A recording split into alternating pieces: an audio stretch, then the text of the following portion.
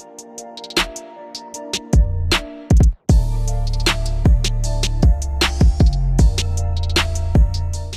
right, ladies and gentlemen, we are live. Welcome to the Half Court Podcast. I'm Darwin. Got AV behind the camera, and we got Toby for the second motherfucking time. Sure. God damn, man. Hell yeah, take three. So, take three, man. So, little backstory, last time we did the podcast, and then my software for the audio recording just crashed on me. So we decided to do it for the second time. Crashed again. And here we are again, man, before Toby heads back to Steel Waters. Man, I appreciate you coming through, man. Hell yeah, no doubt, no doubt. So let's get this shit out of the way, man. We had a good 2 hours of conversation last week, so let's do it again. Shit, yeah, we got to do this shit again. But, hey, the beauty of it is everything is improvising. We're just like, I don't got anything scripted, anything written. So we just go ahead and ask questions and just go from there and have a regular conversation. So let's get it started. Just kind of, introduce yourself and kind of what you do. Right, yeah. So, Toby, basically I'm in sales management. Been in sales management now for about 2 years. Started off at Verizon as a sales rep. Worked my way up to management. So now I'm in charge of 5 or 6 other individuals. Okay, so this is the cool part, and this is like why we have you on the podcast, because we want to go into that corporate level. But not only is it the corporate level of your perspective, but also just the sales part of it. Sales is something I would recommend somebody to start off because, in this life, you have to. You have to either you're getting sold something or you're selling something. So which one are you going to be, So this is like something that we just need to touch on because I feel like it's very important. So if you're a youngster or whatever and you want to decide to get on sales, I feel like it's a good thing to do because it'll teach you a lot of shit. It'll teach you how to, have conversations with people. It'll teach you how to understand them and shit of that nature, Right. So how did you start just going into sales and shit? What was the process behind that, man? So I'm 26 years old. So I started sales at 24. So pretty much most of my working life has been warehouse work, construction, just whatever I can get to get paid. Hobby Lobby, Amazon, shit like that. But so working in all these odd jobs, I worked at Aaron's, which was a collections agency. And working at that collections agency, somebody walked in one day, liked how I was, offered me the job, and I started off as a sales rep. But it didn't start off so good though. Yeah, it was rough at first. So I've never done sales before. I've never been out there as far as like corporate sales. You know what I mean? So being out there for the first time in front of people, I was like froze up. Like I'm trying to tell them everything they want to hear, but I was afraid to be like, oh, it costs this much money, because I didn't know how much money they had. right. I think it's and it happens to me too. When I started, I feel like pricing something was so like, shit, I'm gonna get a rejection, and being afraid of rejections too, kind of like crippled me on a lot of sales. But at the end of the day, I think it's what we're talking about is value over anything. I just find what the customer needs, and they don't give a hell what they're gonna pay. They're gonna pay it. Right, and that's the most important thing to understand. No matter what you're selling, like after you really get into sales, you start to understand that it doesn't matter how much money your customers or the people walking in have in their pocket. They're going to buy whatever it is, regardless of the price, because if they see the value in it, then that's what they're going to want to go for. So whenever you're out there positioning things to them, you want to talk about the value more so than the price, because 9 times out of 10, these people don't even got the money for these phones in their pocket. They just want to. Bro, this bug is fucking. I'm about tired of this goddamn. For real, bro. Bug. Where's he at? God damn, this motherfucker's on every episode. Well, he's been on every episode for sure. Well, I got ADD, so he's gonna mess me up. You got him? I don't know. Hopefully. Fuck it. Where were we, man? Fucking bug. I don't know. So go ahead, man. I think we were talking about the. I think we were talking about the importance of sales. This nigga on that whole shit. My bad, bro. Well, hey, let's run this shit back. Nah, we good. I like to keep right. everything as it is. All right, cool. We leaving shit raw. So, honestly, bro, now there's 2 bugs, bro. They just keep popping up. But Hey. then AV is just a part of the Fuck bug it, let's fucking go. cruise and shit. So like, no, man. But anyways, man. So for y'all listening, whenever you're out there trying to sell something to somebody, you preach that value, because everybody see like what might be worth something to you might be worth more to someone else. So you might be trying to sell them this phone. It might not be the best phone to you, but that might be the best phone for them. yeah. So you were you said it collected? Yeah, I was in collection, so I was the repo man. Man, how the hell was that? Like, what that? Because if it's for furniture and shit, like that's gotta be tough. Yeah, man. So I've taken people's refrigerators the day before Thanksgiving. I've been right there before Christmas, taking kids' bunk beds, taking TVs, hearing their dad say it's going to the shop. It's Holy rough, man. shit. It was rough. And it was, on the south side. So it was the homies that I went to high school with. It was the people I saw on a daily basis out in the streets, at the flea market, kicking it. So It was just everybody. Would you say you were good at it? I was really good at it. Because the thing about collections is I try to level with them and be real with them. So as long as you're human with them and you have empathy, and they'll keep it real with you. So I wasn't just, hey, it's my way or the highway. Like, I understand that it's going to be a mission for this person to give up this refrigerator. I can't break in and take it. I have to convince them to let me take it. So I have to show them, like, look, this is my job. This is what I do for a living. So help me help you. And I was able to collect a lot of stuff. Okay. So, but it was rough, man. It was rough. Like, I had guns pulled on me. So kind of good. Tell that story real quick, because that Right, shit is yeah, pretty so- interesting. I was right here off of I-240 in a May behind the 7-Eleven at a house. So I see this guy. I've been hunting him down for a little while. He pulls into his garage. As it closes, I pull up and I run. I knock on the garage door. I go to the front door. I just kind of rotate back and forth between the garage door and the front door. And as I'm walking back to the garage door, I get met with this dude with a Glock just pointed at in my head. He's like, "What the hell you doing?" I said, "Man, bro, I'm with Aaron's." "Who's Aaron?" I said, "Bro, the big box truck right in front of your crib. Like, I'm just here to collect some." So he waves the gun towards the truck. He's like, "Well, let's go get in the truck and let's see how much I owe you." So we go in there. I start fumbling through the papers trying to find it. He's like, "Are you nervous?"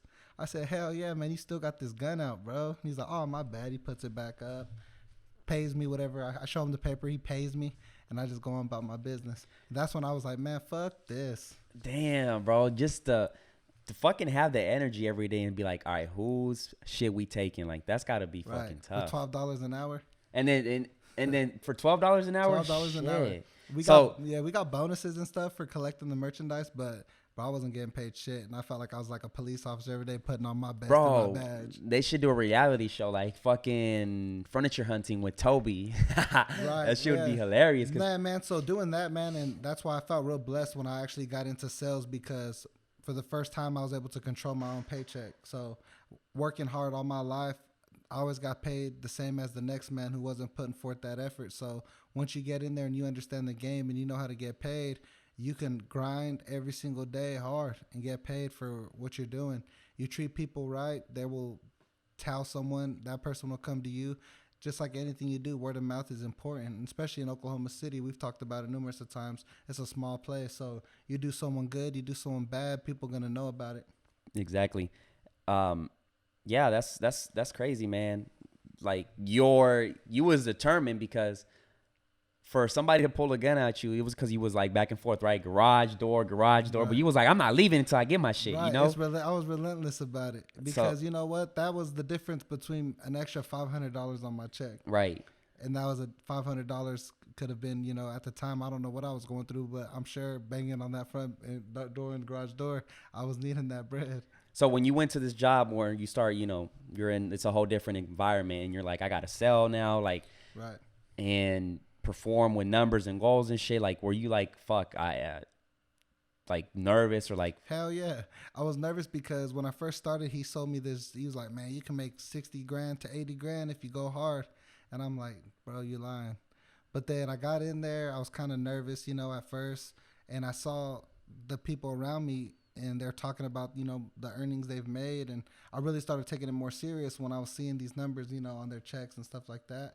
That's when I was like, you know what? I got to take this a little bit more serious. I got to really figure out how to perfect this craft, because these people are out here getting paid.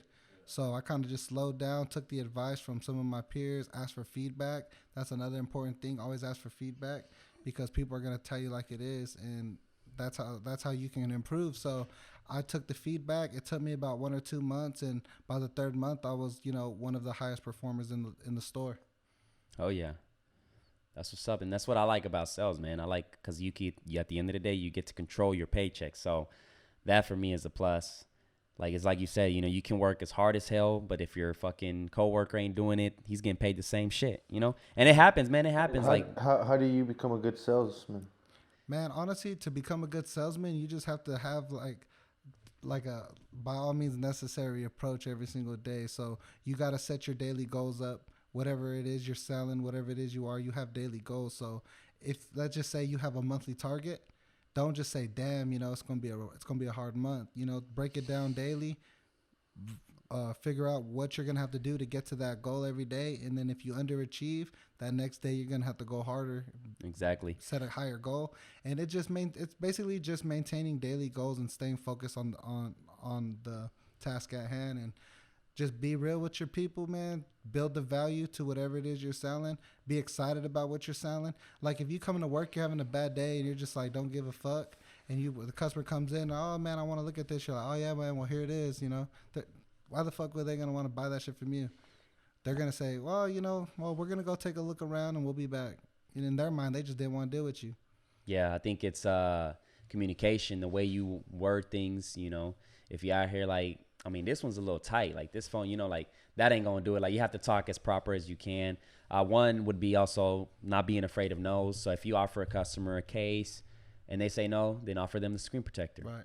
Offer them maybe a speaker or whatever. Right. And it's depending on what they need to. And it's outside of phones, like we were talking before. And it's outside of phones, yeah. Like I went to a car dealership about 3 months ago to purchase a new vehicle. And in my mind, I was like, you know what? I need a vehicle for my family. I'm moving to Stillwater. I'm going to be, commuting back and forth from the city every now and then. I want a reliable vehicle, good on gas, whatever. So I walk in. The first thing he asked me, the salesman, where I walked, he said, what's your budget? How much are you looking at spending?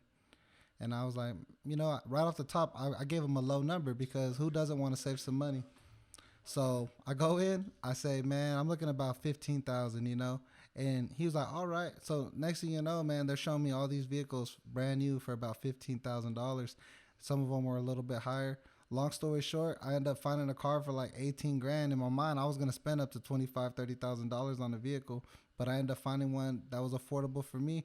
Some say, well, he did a good job because he hooked you up. And he did. But when you put yourself in a salesman perspective, if he would have just said, man, Toby, what's the most important thing you're looking for in a vehicle today? Exactly. And then I could have told him, some important things. The first vehicle he could have shown me could have been something a lot more high end. But what are your three go-to questions?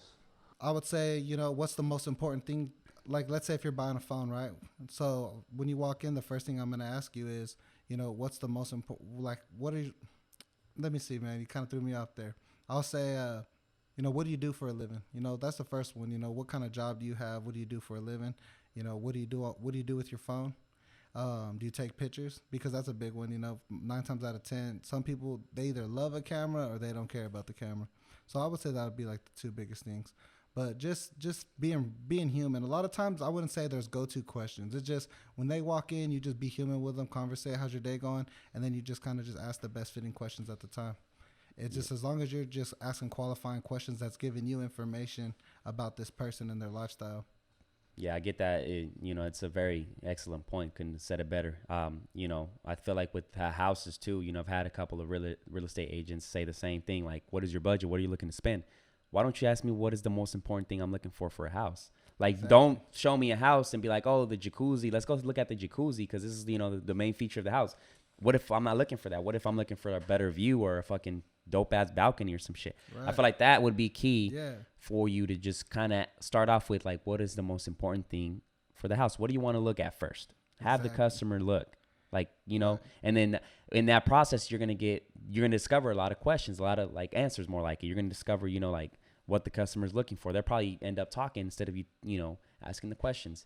So that's very key on that shit. But and the other part about asking, what's the most important thing instead of what's your budget is once you start talking about budget, money's already out there. So it kind of shoots you in the foot because right away, let's just say, well, now the customer's thinking, well, I don't want to spend a whole lot of money today or whatever. So now let's say you're trying to sell some accessories or a protection plan and things like that. Like now all that stuff starts being a lot on that harder to when sell. I used to work, in the cell phone business, I learned it the hard way. I had to learn like, man, why is these customers not buying shit? Because I would tell them the price first and then tell them the benefits. Right. So like I started just like adding everything up. Like, are you going to get this? You're going to get this. You're going to get this. And It's gonna do this, screen protector all bundled in. It's just gonna be this much. Boom. Right. That's it. That You know sounds a what? lot better. How much is this? They'll say, how much is this? Or you say, hey, I'm going to get you this screen protector. It's going to be $50. They're going to be like, hold on, wait, Instead, I'll say, all right, let me grab you this screen protector. You're going to need it today because if you drop that phone, it's going to crack the screen and we don't want that to happen. Well, I was just going to get that on Amazon. No, let's just go ahead and get it today because by the time you get it in the mail, you might drop it. So Or scratches and stuff. You don't want to scratch that. And when you just talk like that, man, it's just a lot easier. And at that point, you're already giving them like thoughts like, oh shit, he's right. Yeah. Like shit. So yeah, that's definitely a good thing. So you've gotten to the situation where you've done interviews, and what is like any like main questions you ask that you're looking for like a specific response for you to be like, all right, this guy's the one. So right now I'm at the location over there in Stillwater, and I've done some interviews because we've been trying to get some people hired on. And one of the most important things I look for in hiring, I would say a salesman, but just a great employee, is what motivates you. And that's a question that I ask in all of my interviews towards the end is, well, instead of, why are you the best fit for this job? I just say, one thing I want to know is what motivates you. And a lot of people, man, they freeze up and they're just like, hold on, let me see. And I'm like, damn, like everything I do is with a purpose. Everywhere I go, especially at work, I'm there for a reason. So walking into an interview, I'm here because I need some money. I'm doing this for my family, whatever it is, right? So I would just want to hear, what motivates you. So there's people though that they come to these interviews and they don't know what motivates them. So one of my biggest advice was, know what motivates you and be prepared to speak to that no matter where you are, whether it's an interview or anywhere, because when people know what motivates you, it just helps them have a better understanding of where you're coming from. Hell yeah. You did sales at Gold's Gym, bro. So what did that teach you? Like, did you have any challenges as far as like like some complicated ones, or maybe I think at first I just didn't know how to really deal with people, because that's an uncomfortable setting too. You're talking about their weight. You're talking about usually people that aren't fit are either depressed, self-conscious and shit, or insecure or something like that. So a lot of times to get people to talk about insecurities, but I don't know. Once I realized that it was about helping them, that's when everything got easy to me, because I was like, okay, I just need to figure out this person's needs, like what problem do you have and how can I fix it, and then that's how I would present what I presented, and it worked every time. Like any time that I was just trying to sell, I usually didn't do good. Like I would be awkward, or it would just not. I wouldn't be listening to them. I would just be ready to say the next thing or something. So. Really, if I didn't feel like taking a guest, I wouldn't even take a guest. Like every guest I took it right. I showed them the whole like you. When you came in, even though you were fit and shit, I was like, this dude needs something, or else you fucking wouldn't be here. Right. You needed a job, so we figured that out. That shit was hilarious. When in that bitch got a tour. If I would have been like, if I would have been a different person, I would have just been like, this nigga ain't gonna get shit. Right, he's wasting my time. Like, do you want this? Get out of this here. one? Yeah. Because I made him fucking do a tour. Like, I was like, bro, I really wanted to get it gym information and shit. But then I was like, bro, are you guys hiring? Right. And then this nigga was cool. He was like, yeah, give me a second. And yeah, he went, talked to really the though, manager. you played them real good. Yeah, and pretty got much. The job. People do that all the time. But he did a great fucking job though. Like if I wasn't fucking looking for a job, I probably would have got one. That's another thing that I'll say is like, and when you're in an interview, let's just say you apply somewhere and you're getting that interview. Keep in mind, like, you're interviewing that employer just as well as they're interviewing you. So when you're sitting there, you got to understand, like, is this someone I want to work for? Is this, you don't feel like, this is all about you, because at the end of the day, you don't want to get stuck in a bad situation. There's sometimes, like, you'll walk into an interview and you feel like they didn't, like, I had an interview at Sprint the day before I had my interview at Verizon. And I walked in, I sat down, this guy had like 1,000 things going on. He's like, all right, so what was your name again? Doing this thing. When can you start if I was to hire you? I was like, shit, ASAP. Okay. Yeah, I kind of like you, man. You're dressed good. So, yeah, man, I'm going to go with you. And I'm like, damn, I don't want this job. This dude's just fucking giving me this job. Like, it must be hard to keep people here or something. You know what I'm saying? So, yeah. That's one of those things where you wanna have in your mind that, like, fuck it. Did I get the job? Did I not? like, this nigga put me through some shit. Like, Right. Yeah, I you mean, know, like, he's not hiring any fucking scrub, you know? Exactly. Like even though I felt like I was qualified, I felt like in this interview there was no way he knows what I'm capable of. He just wants to just hire Fill in the me spot. and fill that hole. And that might be what you need at the time just to get by. But if you're looking for a career or to start somewhere, I mean, time is money. And when you waste time in a business, that's time you could have been putting towards a whole nother career. I wish I would have started my job 5 years ago. But, you know, everything happens for a reason. But sometimes it's good to just save your time and not get into a bad situation, because 1 week turns to 2 weeks, turns to 2 years, and you've been there for a cool minute. So, you know, we used to work at Gold's Gym, and there was points where you got objections. How did you handle those? Because I know in sales, objections, they're a thing, you know? Sure. So, like, what is a way for you to succeed, like, still succeed? Like, what was... I mean, sometimes I would be, I guess, a little pushy, you would say. Like, I wouldn't just... At first, I was that salesman that would just take the no and be like, all right, you know, just have a good day. Until Carrie was like, you need to hang in there. Like, when people say no, you got to be like, you know, dig deep. Find out like, why. Yeah, like, why... Yeah, just dig deep. So at first I was like, dig deep? Like, what the fuck? Like, she was like, yeah, just hang in there. Just hang in there. So I learned to just, like... And sometimes it wouldn't work. You know, sometimes I would drag it out too long and the shit was just... They were probably like, nigga, no. But, you know, I had to get over that hump. So I think what helped at Goals is just repeating. And sometimes it'd go good, sometimes it didn't. With objections, it was like, I don't know, to be honest. Sometimes they didn't know really what they wanted, or I think that's really the biggest ones. And Yeah. They would just get to the point where, all right, cool, you know, you guys can just use your 3-day trial, and if you like it, come holler at me, you know. You don't have to make the decision now. And a lot of times they would come back, you know.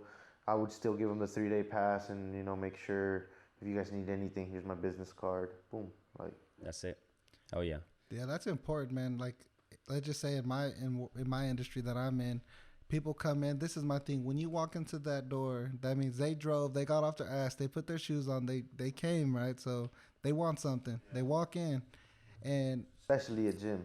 Like, yeah, right. So a gym, same thing. So that's just customers, right? So you gotta value everybody who walks in your door, because we're just looking. No, like 9 times out of 10, you're here for a purpose. We're not in a shopping center, you know. So it's when they walk in and you say, you know, I'm looking for a phone, and then they say, well, you know, I'm gonna come back, like. Well, even if it's a bill pay, bro. I feel like, because we used to get a lot of bill pays, and everybody started like, shit, another bill pay, is your turn, or this and that. And I was like, you know, at the end of the day, if we provide a good customer experience, that customer's going to come back to me. Like, I'm trying to retain as much customers as I can. So definitely I would take care of those bill payments. Didn't like them, wasn't the best, but at the end of the day, I look at the long run. Like, it's but those especially rebuttals, though, when the customers say no, you just got to understand, like, there's a reason why they're saying no. So 9 times out of 10, it is financial. So it's especially in sales, if they say no, you might be too high for them or whatever. But the main thing is going back to explaining why you're expensive. Well, we're expensive because we put more money into our network than any other carrier. Like, you're not gonna have any of these issues that you're leaving because you're not having quality service. Well, that's what you're gonna pay for here. And once they hear that, they start reassuring themselves that, yeah, you know what, this is gonna be worth it. And then they will go ahead and go with it. But if you just say take the no and don't figure out why. Then you're just letting them. You basically, you're just not trying to help them solve their problem. And at the end of the day, that's why they're there. And they're not gonna just come out and say, "Well, not like some people like me. I don't give a fuck." I'll say, "Bro, I'm broke, man. I'm gonna have to come back when I get paid." That's the kind of shit I would say. But there's some people who, you know, they're not like that. They'll say, "Well, you know, I'm gonna go home and talk to my husband." That's just saying that's too much money for me right now. Exactly. You know, but you need to know that, because check this out. Once you figure that out, say, well, like, you know, we might have options for that customer that we can help them not be as expensive. Or not only that, at least when I follow up with you, I have a better perspective of what's going on. It's not just, hey, did you talk to your husband? Because that's irrelevant. She really didn't need to talk to her husband. That's just a way for them to be like, it's too expensive. So now you're just bugging now. Yeah. Did you talk to your husband? Do you talk to your husband? Yeah, they talk all the damn day. You know what I'm saying? Like, it'd be the third day. I still ain't talked to him yet. So you told me you ain't spoke to your husband in 3 days? Yeah. Like, you know, you don't want to be like that. Exactly. Yeah, man, and it's crazy because I mean, that was one thing with me as a starting sale. That's what Carrie loved me because I mean, I did the awkward shit. I did the cold calls and shit like that, and it was awkward, bro. Sometimes people would be like, "Stop fucking calling me," you know. Like, I had this old man. He called one day. He wanted a gym membership, so he talked to me, bro, for like 20 minutes. Him, bro. Sorry, I got his ass. You know why there's so many bugs? Because I haven't fucking been in here. Like, I haven't even. Yeah, I just haven't. Yeah, we gotta find where been they're at the fucking shop. coming from. My bad. But No, you good, bro. I had this old man. He fucking talked. The first day he called, he was asking about the membership. So he talked to me about 20 minutes. I had the guest card filled with shit. So I felt like I knew him. So I called. I was like, this motherfucker really wants the membership. You know, he was telling me he had like cholesterol, but he was depressed, all kinds of shit. So I kept calling him, and until the third day, this fool just flips the fuck out. He's like, hey man, stop calling me. He's like, I get it. You know, you guys, I gotta do your job, but stop calling me, man. Like, just flip the fuck out on me. So I was like, my bad, bro. You gotta think, bro. Think about this though. He could have been eating a slice of pizza, and every time you called him, could have just reminded him that fucking he wasn't fit. And he just said, you just told me like all your problems, and now that I'm trying to help you. No, bro, it's crazy though because like for example, Did he end up getting the membership though? No, after that I put on the notes like he got really angry. Yeah. Now, you know what I'm saying? Yeah. Like, That's crazy. Yeah, like I've had customers come in, like you'll talk to their family, you joke around with them, like they love you, and then you sell it to them, right? But then something where you've done everything you were supposed to do, right? But somehow maybe on their end it became too expensive. And next thing you know, you see a whole nother person walk in that door whenever they're like they didn't just bond with you during that whole transaction. It's pretty nuts. So I think one thing that they feel played. They're like, oh my God, this guy was so nice. One thing I think this is when I was in training at Cox Communication. Damn, bro, the whole clique done rolled up. The what? I killed their boy at like 4. Oh, damn. God Look, damn. They after me. Shit. They bugging, man. Like, look at these motherfuckers. God damn. Shit. You can tell fucking spring is pulling up. Shit. No. Anyways, so one of the things that they said that kind of helps when something is too expensive is like to ask like expensive and what are you trying to compare us? Because like when you say expensive, you're comparing it to something. So when a customer says that it's too expensive to what? What are you comparing us to? You know? And it says that kind of helps them to think like. If you tell me that shit, I'm gonna be like, hell no. What do you mean? I don't know. I tried it a couple of times. I've never heard that before, and I like that. So I've tried it. I feel where you're coming from when you say that. It kind of gets them thinking. Expensive compared to what, you know? You know. So sure. Like if they say like another competitor and stuff. I would think you're fucking trying to play mind games with me if you ask me. No, I mean at the end of the day, look. At the end of the day, bro. If I'm selling you have a fucking iPhone 8 and I'm selling you the 11, you're saying no, that's too expensive. Or not phones because I can't compare phones. Let's say services. I'll be like, you're saying it's too expensive, and I'm like, what are you comparing us to? AT&T or fucking T-Mobile or what?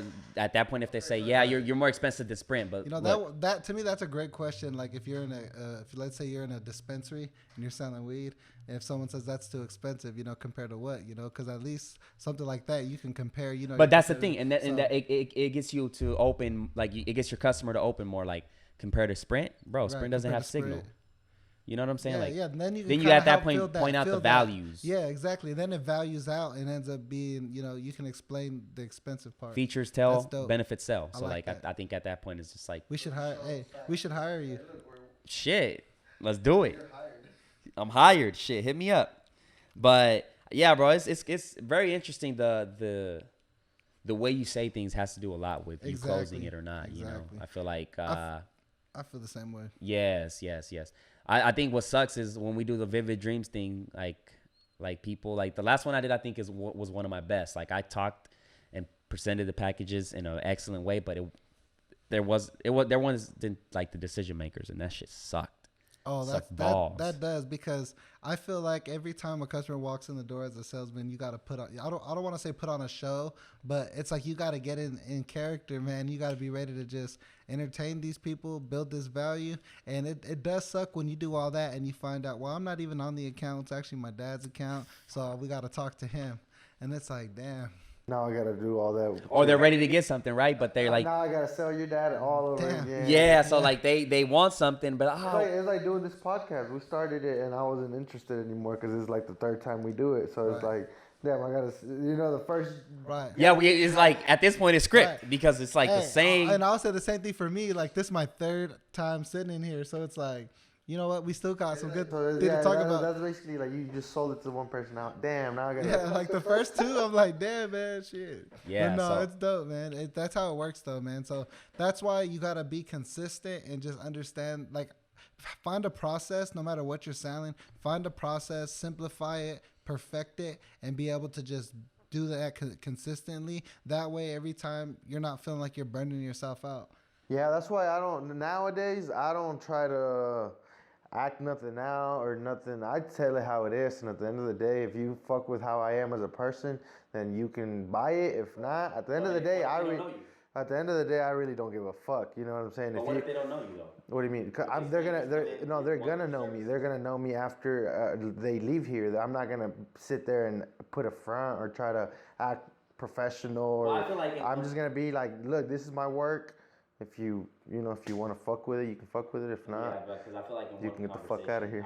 I won't get to know you. Like So, to it be takes honest more with than you, that like, shit. Like, I agree with some of that statement, but where I'll be devil's advocate is that's how, like, sometimes, bro, there's great big customers where you're not gonna sell them on that first transaction. You got to develop a relationship me. with them. Well, yeah, that's what I'm saying. Follow-ups So like, too. if you just Follow-ups say, help. if you say, well, if you don't like it, fuck it. Like, to me, that's not a good approach It's not.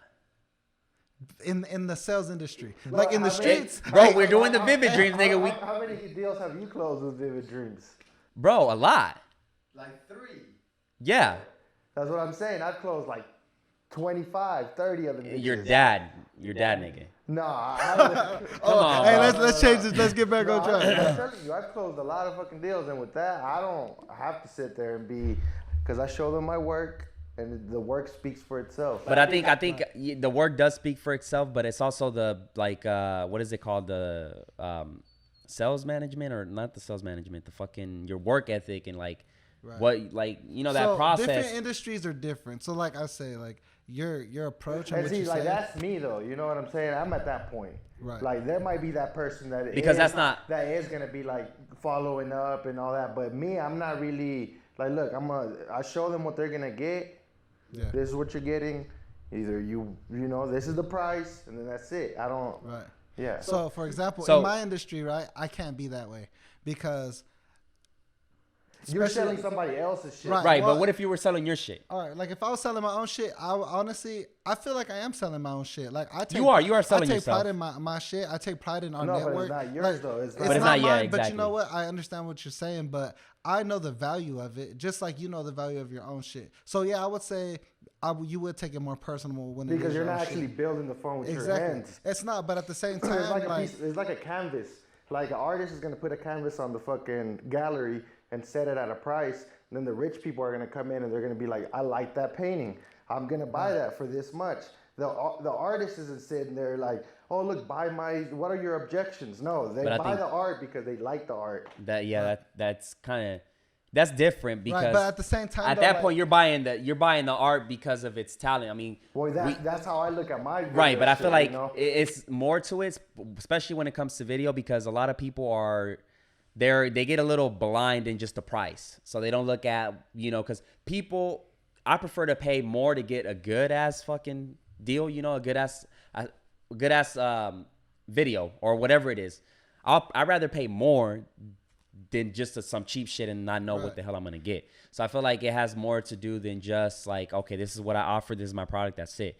It's like, you know, we are gonna, you know, just at least follow up with them and shit, like to see where or why they didn't get it. That way you can improve on the next one and have a higher close rate and not be like, well, fuck it, they didn't want to get it, then Yeah, see, that's different. So I guess I'm just talking for me because at the end of the day, if they don't want it, then I'm just gonna go do haircuts and make my money anyway, or do this. And I'm not at the point where I'm gonna beg you to come. Right. No, But yeah. I feel like and really, honestly, I've never begged anybody And to see, at close Gold's, a deal I used to either. be the other way around. I'd be more like, yeah, I'm gonna make my calls. I'm gonna, I'm a hunt. Yeah, I wasn't hunting. I still am, but I have enough volume. Really, I don't want to sacrifice my peace to sell a bunch of shit. Like, if it's gonna take me this long to try to convince you to buy my product, then at the end of the day, at that point, I'm creating at that for you, yeah. so I don't even want to deal with you. exactly. At that point, it's like it's not meant for it. Like So I do see your point of view on that. It goes with that shit. It goes kind of like We just don't link. You know what I'm saying? Right, So, so- I'm not gonna try to. Yeah, because it's a convince different you. type of partnership that you're So- going into. there's like two type of customers when you offer them a product, right? So there's one that's like, oh damn, this is impressive. Fuck, like oh damn, like this is a movie that we just watched, and then you tell them the price, and they're like, that's cool, but I really want it, but right now the budget's a little tight. You still have a chance to get that customer. And there's the other one that like it, but they're like right off the bat, like, oh, this is expensive. No, they like what they saw, but they didn't find value in it, So at those, like, you didn't find the value, then we're not for you. We're not And for then you. there's those ones that really can't afford it. Like, they're just And broke. there is the people that really can't afford it, Right. I feel like Honestly, it's just a balance. Like I'm not gonna go like the extra mile to just fucking be like, get our shit. At least I want to know where did I fuck up. Like I just believe in my product, and I know I'm gonna deliver something good. So at the Right. end of the day, I believe that. And if you don't believe me, then I don't care. So the conclusion I went was like when I had a customer that came in, we showed them the product. She seemed pretty like she liked it and shit. But when I told her the price, she was like, okay, I'm gonna go talk to my husband. Perfect, wait for her to escape. I follow up with her just 2 days later, probably 15 minutes, 10 minutes, not even that. And just to figure out where, and clearly was the price. So I was like, okay, well, then we clearly not are meant to be. Dame Dash said it in the interview. He said, quality, you don't have to be nice if you have quality. Like, you don't have So to at be that nice point, if like you I have wanted to, all right, price. It's kind of shitty, you know what I'm saying? It's kind of fucked up to look at it that way. But at the end of the day, like, the nigga with the good weed doesn't have to be nice. You know what I'm saying? If he Right. has good weed, you're going to go get So the let good me weed. tell you this. know? I will say this. So, like, when you say it like that, there is times where, like, customers come in, right? And they'll say, I want 4 lines of service. And they'll say, well, all right. And so then once you start talking about price and they're like, let's just say I tell them, man, it's going to be about, $120 for your phone. They'll be like, well, I pay $40 at Walmart Family Mobile. If y'all can't beat that. I'm like, look, man. That's when I'm like, all right, That's bye. different. I'm like, bye. Yeah, 'Cause that's I think, like, different. at that point, you're coming at me with some cheap ass shit. That's like you're going to the groceries and you're buying a fucking Frosted Flakes, that's but when then I you will get say the great fuck value you. mark, like That's the why great I will value have brand. I wouldn't say fuck you, but I'll have I'm not going to beg you or try to like break my back because I know at the end of the day, you're coming in here with this, which you're sold on already. And we can't And you can offer just you a better tell, deal. man, by the way that people are, I don't know, it's weird. To me, I can just tell by the way the initial call, like, what are they trying to, if they don't even care to see the work and they're just like, how much is it? How much is it? How much is it?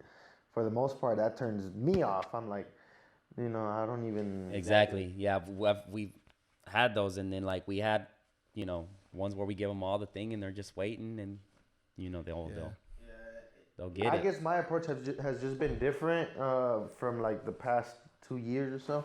Because before I wanted to do as much as I could, but now I don't really. It's not that I don't want to do it, but I know that I'm gonna do some good stuff. So if you don't want to hire me, then go with the other guys. That's fine. Right. I would say it's more about like for you guys. I guess it's showing people who are interested, as many of interested people as possible, your quality, and then leave it to them because at the end of the day, you know what your quality is. Right, exactly. And your biggest thing is just exposure to those who are interested in this type of work that we can do for you.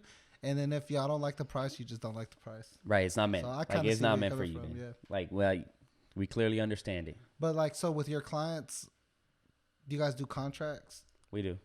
So in the contract, like, let's say they weren't happy with the finished product. Like, how does that work? I'm just curious.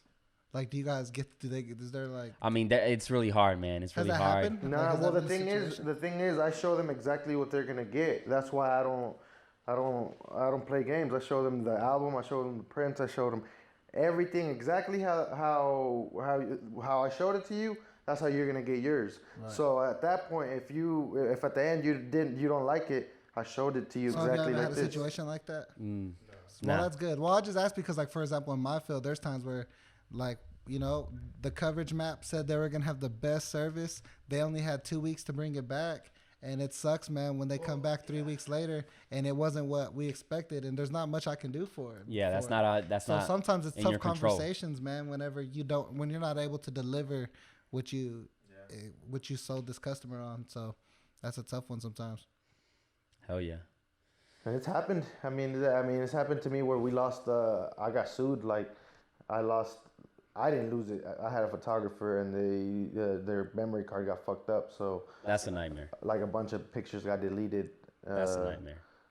So I get here. 'Cause I feel like a bride's pictures are gone. Right. So I feel like that. Like the whole. No, not the whole thing, but a lot of them. Wow. And that shit can happen. Like it can be anything. It could be either the camera messing up or maybe the memory card. So it can be anything. I just So gave that her all her money back. That's what I did with her. I gave her the product that I did have, and I gave her all her money back, and she was still pissed. But yeah, bro. At that point, like I feel like there's no money that can fix that shit. They paid Right. you for you to Right. capture that moment. Well, so that reminds me, I definitely man, understand. That reminds me, there was a time, this is random as hell, but shit happens though, man. It does, it customer- does. I've had a customer come in and she said, "Hey, I just need my phone's messed up, whatever." And I was like, "I think we might need to do like a factory reset."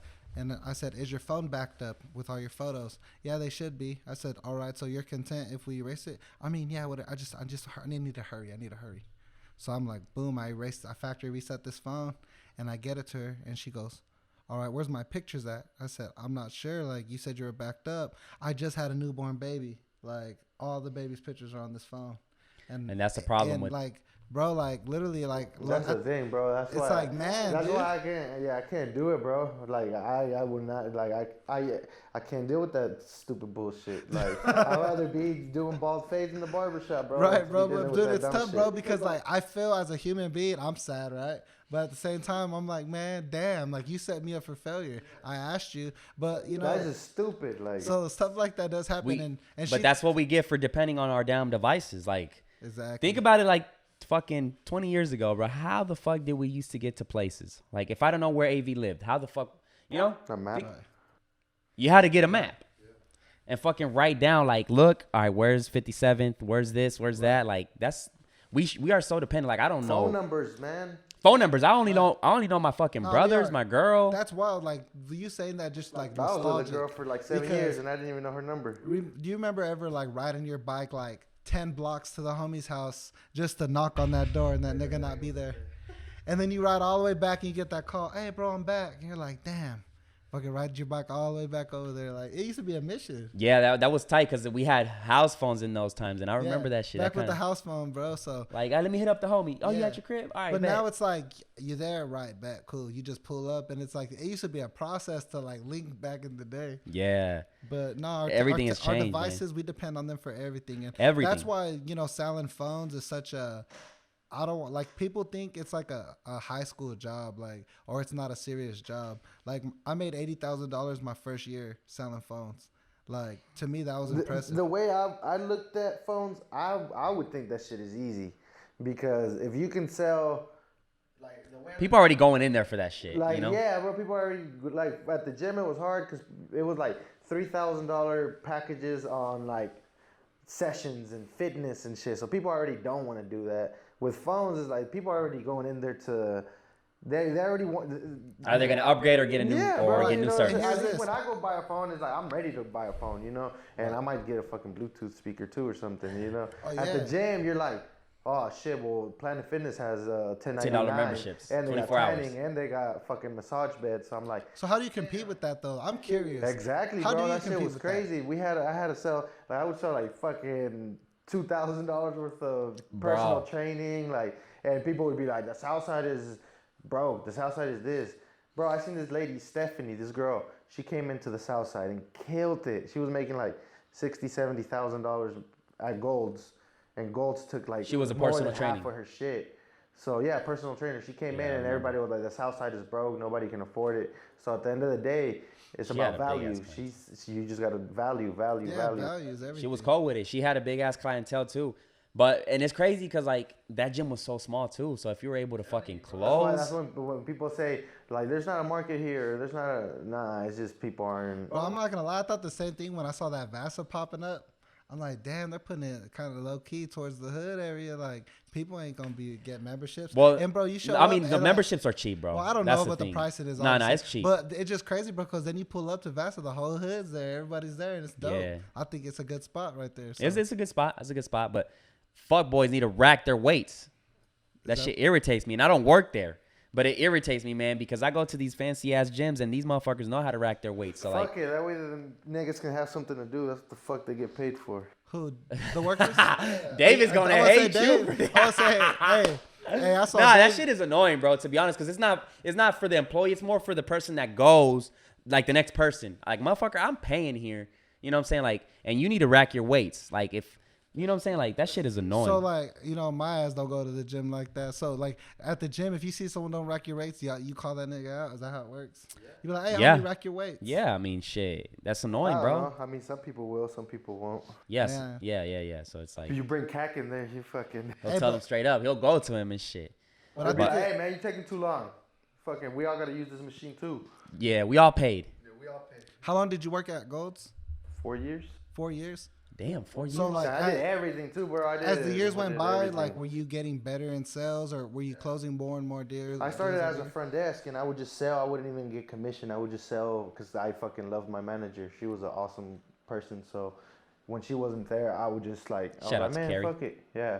I would just sell, bro. So she'd come back and I already have like fucking 4 memberships up. Bro, I sold a membership to not a membership, a fucking personal training to my homie, bro. Like, I was on that shit too, bro. So, like, isn't it That such shit a was great crazy. feeling, though, closing a deal? Like, I tell people all the time, like, especially when I mean, sometimes you have to When I work closed for my it. first personal training deal, that's when I like that shit was life changing to me because I just sold, I think it was 1,200. Yeah, 1,200 was the personal sessions. So to me, I was like, I would never pay that for this, and I sold it. So I was like, damn, like I. So would, if a client says, would you pay for it? You would tell them, like, nah, fuck no. nah, I wouldn't say that. That's stupid. Right. But in the moment, hey, in character, he'd be in character, you know? That's what I say. No, I would just say I mean I think it's worth it's worth it. Like it's gonna look. It took me this long to get this fit because I didn't know what I was doing. You're gonna come in and a shortcut. trainer's gonna. Can you be an unfit person? Like, I don't know, bro. I don't go to the gym. Can Yeah. you be like an unfit ass You person? working at can, the gym? but at the end of the day, would you go with somebody that looks flabby or fucking skinny and shit to train you? Would you go to them? As a trainer. So you were a trainer. No, I No. was a fitness consultant. All right. So, like, honestly, if some, like, out of shape, if an out of shape person try to be my fitness, like, this is The my thing fitness is, though, bro. The consultant. thing is that this is the crazy thing. A lot of times when people walk into a gym, they're clueless. They don't know what is going on. So a lot of times I would sell this personal training, and they didn't even know their trainer. I sold them on the dream, you know. So there was like they would just see the personal trainers walking around with the blue shirts training people, so I would be like, you know, that's what you're gonna look like and this and that. So sometimes people would pay that would be all into it. Okay, your first session is Monday at 6, and they never even met their personal trainer. It's just like, you know, Donald's gonna be here for you. Or, Damn, like, bro, they that's would wild. trust Like, me that like hearing fucking you much, talk you about know? it, that must, like, I think sometimes it's hard for me to sell, but to be able to convince somebody to pay money to have to show up somewhere and work, Like that girl Stephanie, she's the one that taught me that. She was like, "You're selling a dream. Like you're selling a dream." She was like, "When people get out of here, they're not walking out with a new phone. They're not walking out with a shirt or a purse, some shoes. No, they're walking out with just a dream. Like that's well, at just." Planet Fitness, you could walk out with a slice of pizza on. I heard on Oh, Tuesdays every or something. first of the Monday. Yeah. That's So- fucking crazy. So how I can you remember compete that with shit. that? I wouldn't. I would just. I mean, if that's what you want, where you want to go, you Right. can. You know, Just be on some like go look, and then you're gonna see that the people there don't care for you like Right. I care for you. Like you're gonna walk in, there's gonna be a monitor, you're gonna sign up, and then they're just gonna throw you in there. See, and words like that help you close deals. Like, even like when you start talking about caring for you and being able to, like, for me, and when I tell this customers, like, look, if you have any issues with your device, you can always come and see me. I'm gonna be here for you. I don't get paid to do the X, Y, and Z, but I mean, I do it because I treat them. They come see me because they know I go beyond, above and beyond for them.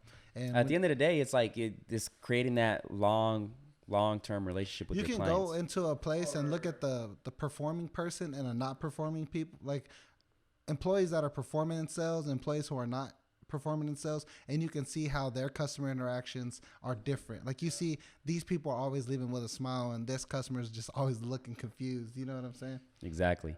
Yeah, because it might be a tech issue once, but you never know, like, when they're ready to upgrade or ready to get a new speaker or headphones that came out, they're going to come to you. It goes back to that, just building that long-term relationship with your clients. To me, when I started, when I couldn't do it anymore, is when I wasn't sold on the product anymore. Like, I was doing it enough to where, like, I had a couple people come up and they're like, man, this dude fucking sucks, bro. Or, like, the trainers weren't doing what I Bless you. was selling. The trainers weren't doing what I was selling, and they had already signed a contract and they couldn't get out of it. So it was like, at that point, that's when I was like, damn, I don't know if I want to keep doing this. Like, I could still sell it, but I just felt kind of bad. Like, Yeah. But when I had good trainers, I was fucking in there, because I knew that was going to help the trainer, that was going to help the person, that was going to help the gym. So it was all gravy, But when the trainers aren't, I was. Yeah, and that's the thing with that. Like, first, I feel like you need to be in shape for you to be a personal trainer. That you can be like, you can be a regular person, but I feel like you can't be either fat or skinny, because I feel like it just, like, I wouldn't want to train with somebody. But another thing is you have to be engaged, because I've seen it. Though, man. But an old lady might feel comfortable with this little skinny dude. Like, it's not all about. Yeah, it's not all about look. Most of that I case, guess like, my point females. is not about fat or skinny. Like, that's not. It's just, you got to be able to perform whatever you're like. At least be able to perform. And then, know but your this, shit. but You this gotta goes know- back you to gotta this know goes your back shit. to the barber You gotta thing know and your business shit. and dispensary Like, shit. Like what was the guy named Tyler? Tyler was Tyler he wasn't. was small, but he had clients. He had People, clients. His people loved him. But he still worked out though. Yeah. He So, was like, skinny though. He was right. Like, It goes back to, like, people would look at him, they'd be, but the older people loved him. But that nigga, he was engaged. He But was that goes to engaged. the same. That goes to the Because same. you thing. go back. Like, I would go to the gym, bro, and, like, I see these people, and, like, these trainers are on their phone. Oh, do 10 sit-ups. Like, nah, make sure they're doing it right. Make sure, like, they can do, if they can do an extra fucking 12, or not an extra 12, but an extra 2 reps. Hey, come on, 2 more. You got this. Come on, 2 more. That shit is the extra fuel that they need. With the trainer, knowledge is the biggest. Is the biggest thing, because. Yeah, knowledge is. I think in any industry, it's all about just. I would say this, like, you don't have to. That's like saying, like, you don't have to be a tech person to sell phones. You don't have to know about the processors and all this and that. You just have to understand your pricing. But you have to your use products. it on a daily. Yeah, and you do. That's all you need for that. Yeah, so, like, for me though, to sell, like, I just have to be able to demonstrate this, let you put your hands on it, and just know what you're signing up for. That's the most important thing. Like with phones, or when, like, 9 times out of 10, the customer knows what they want. They just want you to come in and say, "Yep, that's a good phone," the one that they already had in their mind. Like, it's mostly older people who are getting their first smartphone from a flip phone that, you kind of do have to show them a little bit. But I mean, 9 times out of 10, people already know what they want. They might have a couple questions about the battery life compared to the old one, or the camera compared to the old one. Those things are easy to speak to. But I mean, I would think that, like, if you were in fitness, as long as you could perform the exercises, you're engaged. I mean, I don't think that would be too bad. I don't care if you're fat or skinny, if you're my trainer, as long as you're helping me get results. Yeah, to me, it's like, and I asked a couple of people that same question, and they told me the same thing. I'm like, would you, like, and it, like, but I get what you're saying. Like, to sell me on it, I don't want if a fat person was trying to sell me on the membership, I wouldn't buy into it as well as somebody, because, But see, that's when you someone have to who's be- fit, you have to like, be fit. I've seen it. I've seen, like, there was a guy in Penn, and he was fat. He was a fat, sloppy dude, and he was the best performer there. And he would tell the people, like, he would use himself as an example. But did he work out? No, he didn't. He was fat. He just Sorry, bro. But he was just unfit, If bro. he's You know watching what this, saying? I'm yeah, sorry, if you're bro. watching this, I'm sorry, bro. He was just fat, bro. Bro, but it ain't nothing against fat. It's not about against fat. He was motivated though. He wanted to sell. He was engaged in the gym and every like in the operations of it and all of it. But he didn't really work out. Very interesting. But he was like the sales manager over there. Like you don't have to necessarily be fucking fit, but just look like you're But my look thing is athletic, this. I guess. If somebody I don't like know. when you walk in and like for me, like I've walked in before and like when the buff dude's sitting there talking to you about this, you're like, damn shit, homie must have got buff here. Like you just kind of just assume that they did it here, you know, even though they probably that just definitely helps for sure. It's a little, yeah, but it's more than that. It's more than just looks, and it's about how engaged you are with Right. your clients. But you see, and we've when you talked talk to about them. like phone sales, and you've talked about the vivid dream sales, and you've talked about the gold sales. But like when it all comes down to it, like it's all about the value. So it doesn't matter. Like we're talking about three whole different industries, but bottom line, the most important For thing everything, I think is it's the value. I It's mean, not why about do you the buy? pri- Why do you buy on Amazon? Value and what For- problem you're solving. Why do you buy? Do you buy a lot I- on Amazon? Not a whole lot. But when you buy, what do you buy it It's frowned for? upon for me to be buying Amazon, but no, honestly, yeah, I do buy on Amazon. I buy it because it's convenient. It shows up. It's cheap. I never have issues with the packages. They're usually there when they say. So I would say there's value in it too. Exactly. So I think that's why Amazon is such a big company, Right. such And, successful, like, they adapt, because and they they adapt focus to on what the customers are convenience saying. and value. Adapt. That's a good one. So, Yep. for example, that's one of one the that I have a biggest hard problem with. one of the biggest things they were talking about Amazon for the longest So when you time. say adapt, is it like adapting to changes and shit? And Kinda.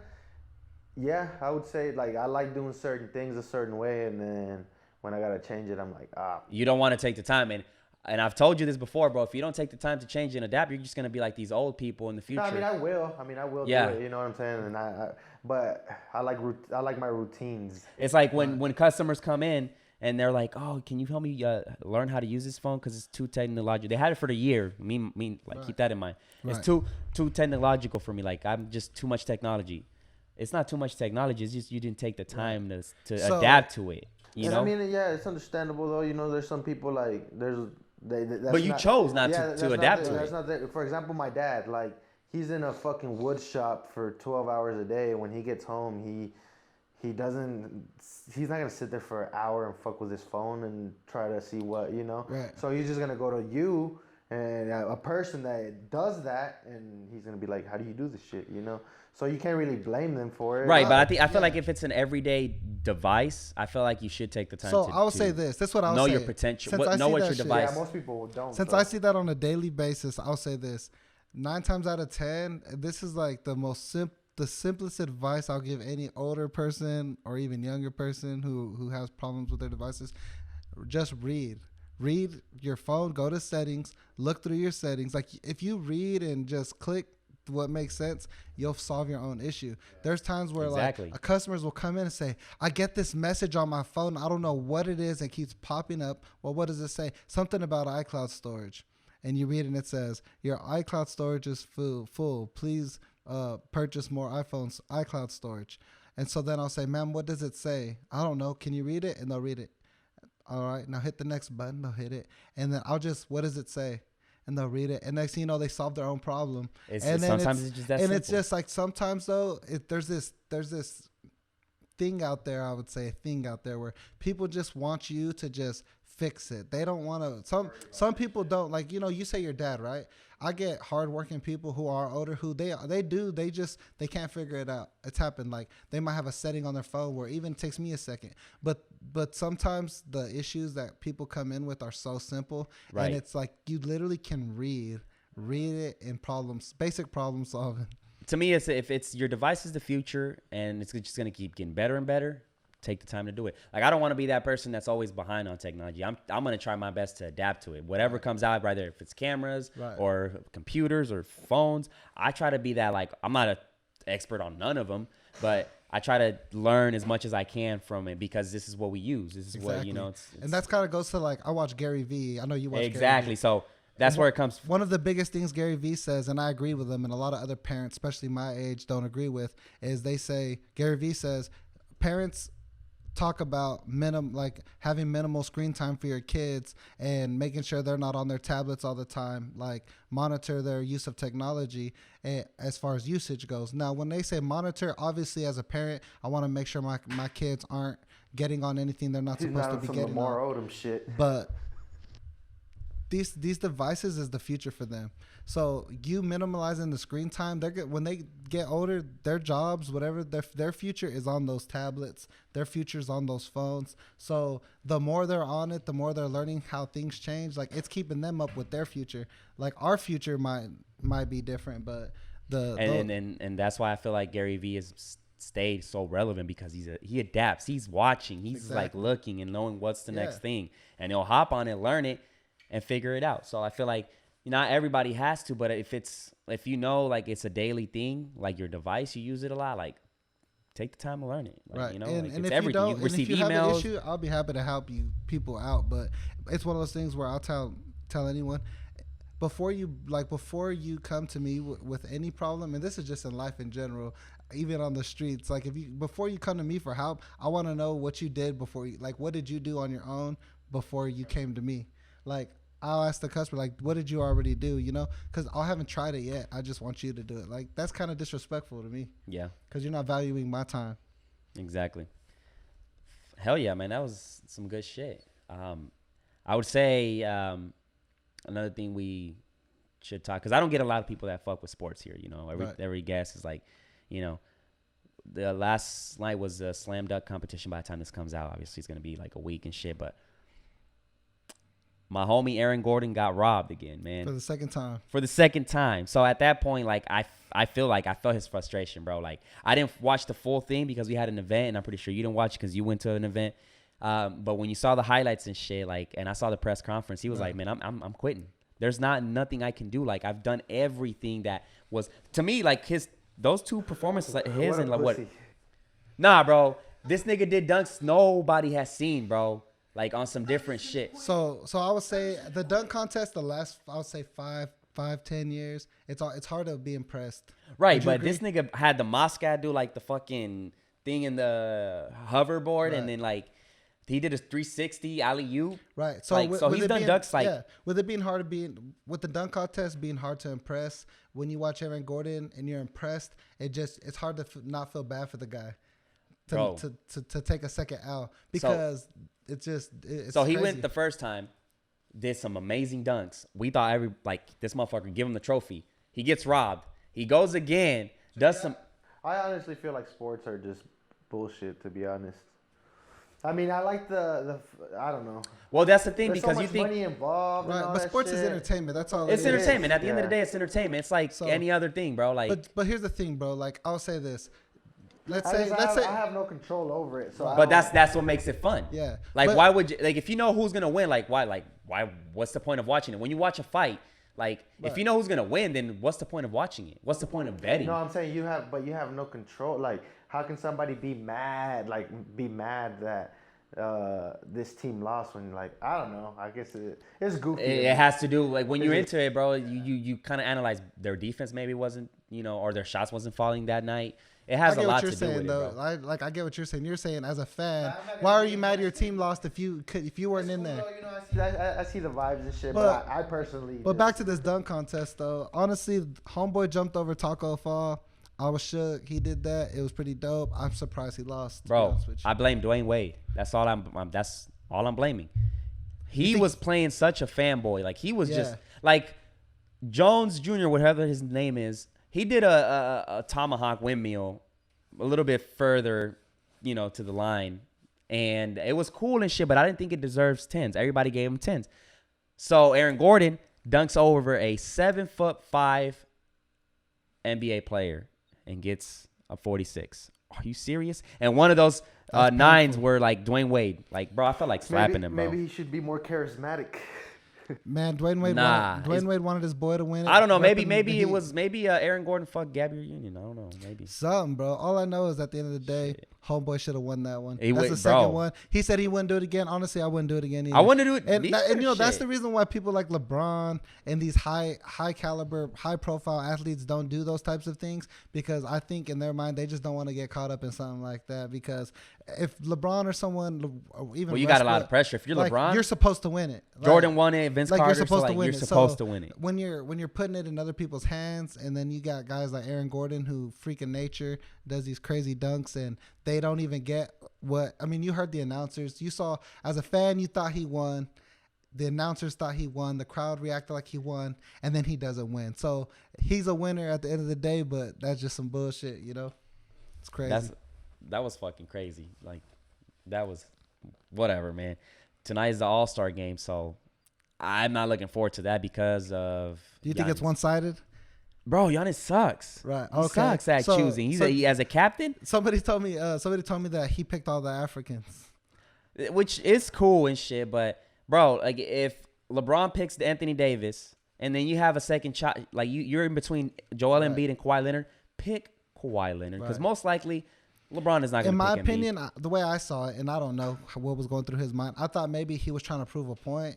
Maybe pick this not so great team, go out there, stunt, and be like, look, we beat y'all without all these other athletes. But it's supposed to be an all-star game. Everyone's supposed to be mixed in. Honestly, we'll see what happens. I think it's going on right now. We'll find out probably by the time For we're real, done with for this. real. Yeah. We out here grinding for y'all. You know what I'm saying? So, I mean, we touched up on everything, man. Is there anything else we're missing? Man, honestly, I felt like, we've talked a lot about a lot of different things. We've left some stuff out from the other podcasts. But I know. I'm trying to remember. that's how I feel like we've been doing this whole time, trying to recap some of that stuff. But, man, for the most part, that's it. Like I said, if anything, as far as sales goes, I'll say no matter what you're selling, always start with the value outside of the price, because people don't care about the price these days. Bro, half the people on a daily basis got bad credit. They ain't worried about the price. They can walk in with $100, bro. That could be the last $100.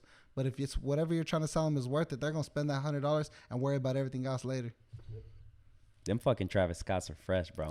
Oh yeah, man. I have. So that's one of your things, huh? Like, yeah, I love sneakers? shoes, bro. I love shoes. So you love buying them? I love buying shoes. I don't. You don't resell sell 'em? shoes. No, I don't sell. That's me. I'm a collector. I'm a Right. collector, man. And the thing is, for me, and it's one of those like ghetto hood kid stories. It's like I used to have like Jordan posters on the wall all the time. Never had a pair of Jordans. I used to know about all the Jordans. I could talk. So you were born in what year? I was born in '93.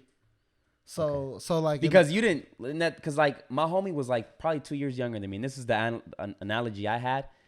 It's like you can be a fan, but if you didn't grow up in that time, like how do you know what I'm saying? Like, right. So like, I was like, bro, how are you such a Jordan diehard fan when you barely wasn't like you wasn't born? What if you watch his documentary and his highlights and shit? Well, for me, it's not necessarily just like I like Jordan, right, as a player, but I'm more of a fan of the shoes, because if you look at like the retro ones and even the 11s with like the patent leather, and like you just don't see that quality of shoes made anymore. And people say, oh, it's the same shoes being released with different colors. Like it is, but it's when you really look at those shoes, those are like there's a lot of history behind some of those shoes and how they became, to be Jordan's shoe, or why he played in this one, or why couldn't he play in this one. So for me, I love all that type of stuff. And growing up, I could never afford those shoes at all. Like my dad wasn't about to spend that kind of money on them. So getting older, I'm more into shoes now because I can actually buy them. So it feels good to have those shoes that I used to have the posters on my wall when I was a kid. Yeah. So my thing with that, was I feel like because I know Muhammad Ali, I know all these sports legends, and like I've never been a big fan of them because I didn't grow up watching them. I know I respect them, and it's the same thing with Jordan. Like Jordan was a beast, bro. 6 rings, fucking flu game. Like I respect all that shit, but I can't be a Jordan fan. I wasn't. Right. I started watching NBA like at 2002. That's when I started like heavily when Iverson and like Kobe and Iverson, yeah, man, those are my dudes. That and was then like LeBron my first. got drafted in 03, so that's when I started like fully invested. So like I can't say like that, like I'm a fucking Jordan fan. I'm just not. It's like, But do you like the shoes? I do. I love retros. Because Yeah. everything outside of retro are just trash. I Straight up saw a garbage. meme that said, somebody tell the Mexicans that these Jordan flights ain't cool or ain't fresh. And I thought that was pretty funny because all the Mexican homies be wearing the Yeah, Jordans bro, and the flights. I was like, man, that's cold blooded. That was me. I don't know what Jordan's gonna do because eventually it's gonna get to the point where like you've released every single color wave, every single style. That's like, what's cool though about getting like artists involved. So like I love Jordan. I love Jordan shoes, but I've always been a Travis Scott fan.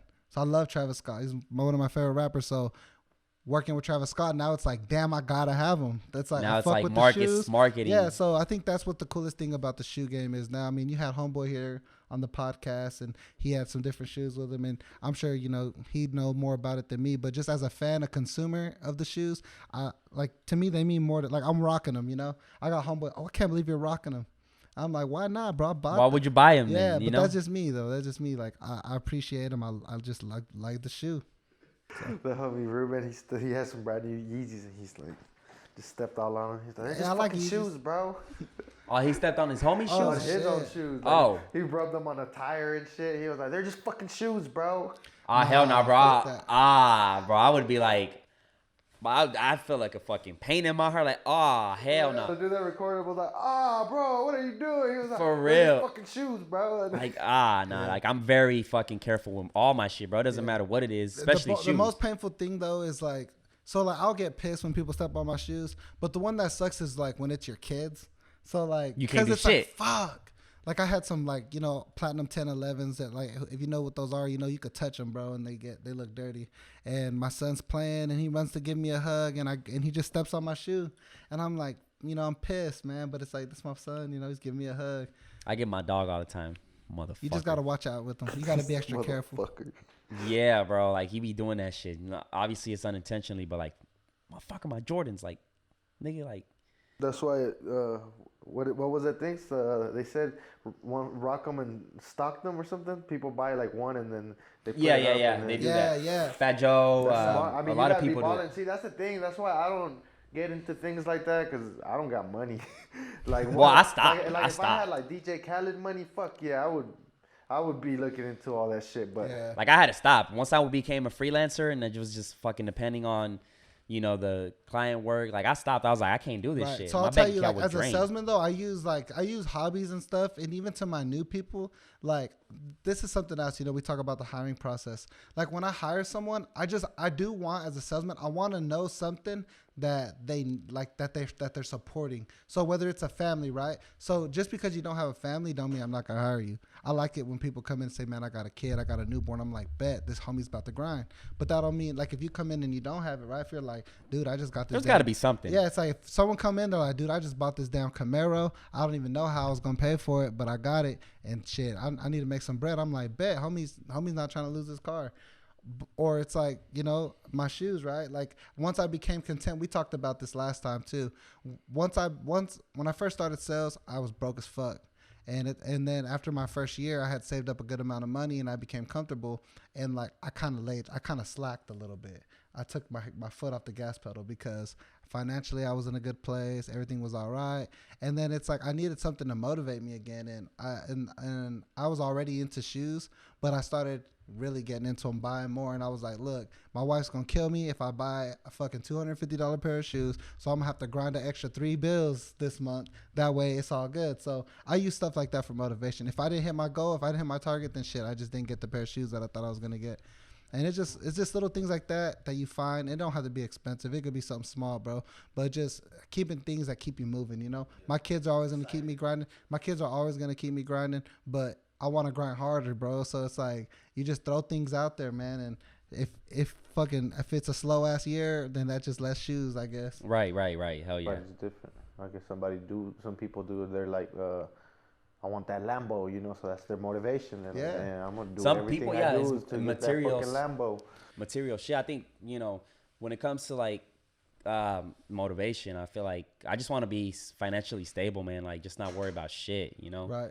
To the point where if I want to go on a trip for a month, I can do it. Not like be like, Exactly. fuck, like, just Yeah, and that's why if you want to go into sales, Damn, it's a a good month? thing.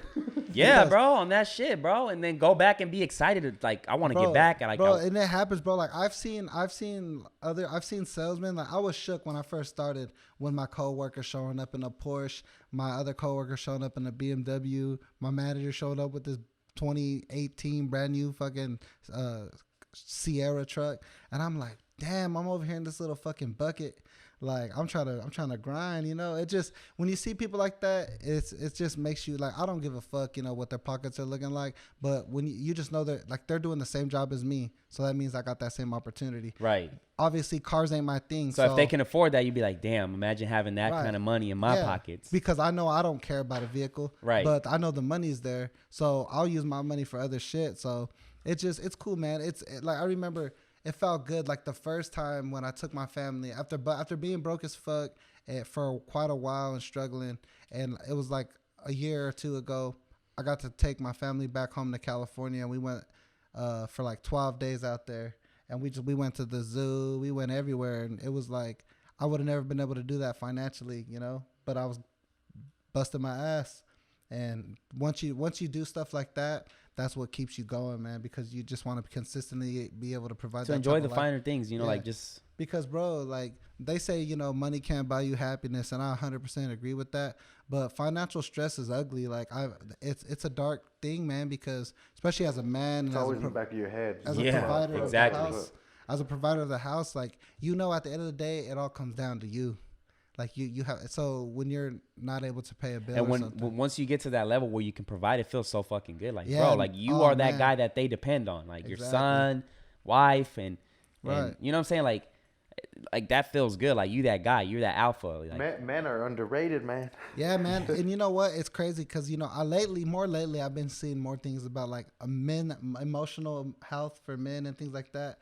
And I think that's a real ass thing, bro, because as a man, bro, when you're going through that shit, no one's ever asking you like, bro, how's it going? Like, how's life? Real shit, bro. That's why everybody got addictions and all kinds of shit. Bro, people be smoking weed and shit. It gave me a flashback. Let me just get all geeked out with my homies and talk about my feelings and shit. But that's what I'm saying, man. But so yeah, if you have a homie out there and they're going through it, man, just hit them up and just ask them how's it going, because I know as someone who went through that, it's tough, bro. That nigga might be crying. Yeah, it's a thing, bro. Like, some people just fucking thug it out, to be honest. And that's what I did, and I made Come it in. through it. Andy and his motherfucking bitch. What up? He dunked on me earlier. Yo, so it's a thing, bro. It's a fucking thing. Mental illness and mental issues is like, you never thought like Aaron Hernandez, that's like, why most people go homeless and shit. Yeah, Right. You never thought like with Aaron Hernandez, like he was in one of the best franchise to fucking play football another for. thing with that fool though is his brain was fucked up from all the hits and drugs and shit too. But Like, hey, let me tell you this had though. brain So damage. we were talking about being broke, right? And all the stress. But people don't realize, like, when you have money, bro, it's easy to get into another dark ass place. Yeah, exactly. The first year after I was, you know, financially in a good place, I felt like I didn't have shit else to do. Like, we were going on vacations. I was taking my family back home to visit. And it's like, you just like, you want to do something else. So I've always gone to the casino a lot, but I started going more and more and playing bigger money. And I was winning, losing all the time. But once I started taking like L and took a few losses, I'm like, fuck, I was fucked, bro.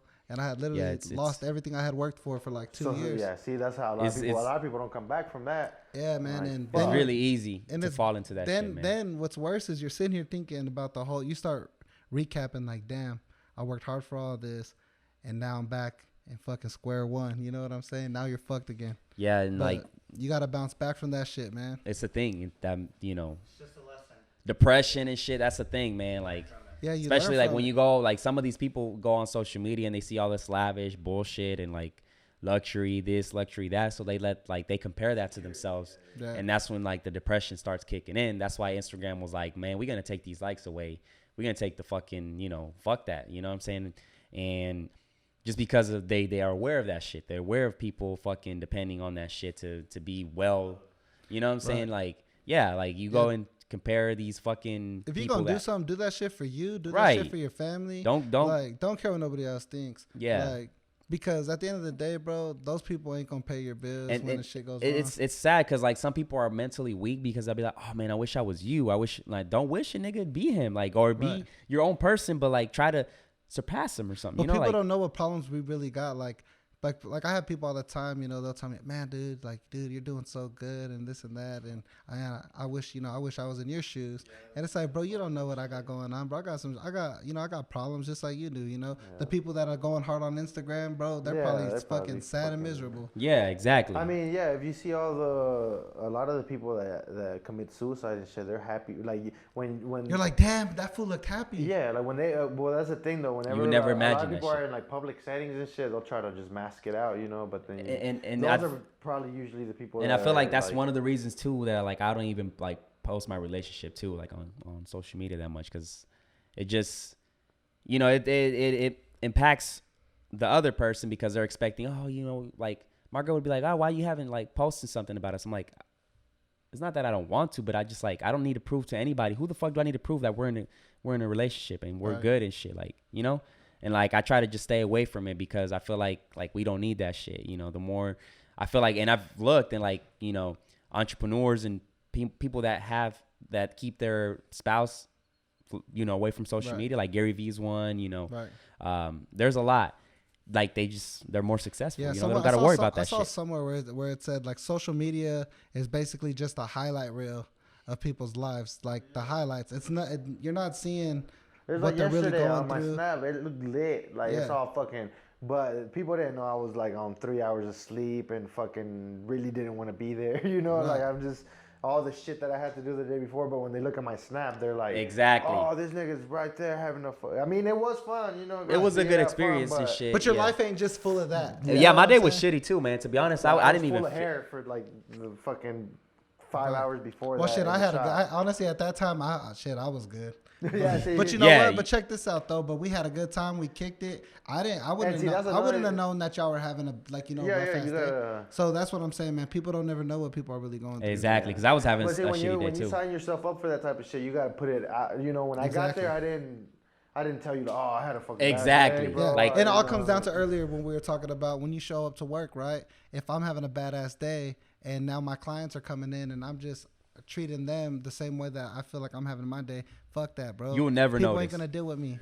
You'll never notice when I'm I'm not having a gonna spend shitty my day. money It's on like someone who very ain't rare, giving a but because I don't like to. I don't. First of all, I don't like people feeling sorry for me, and I don't like Bro, people don't. but this is a crazy story. When I had just met this fool, his mom passed away, and I didn't even know.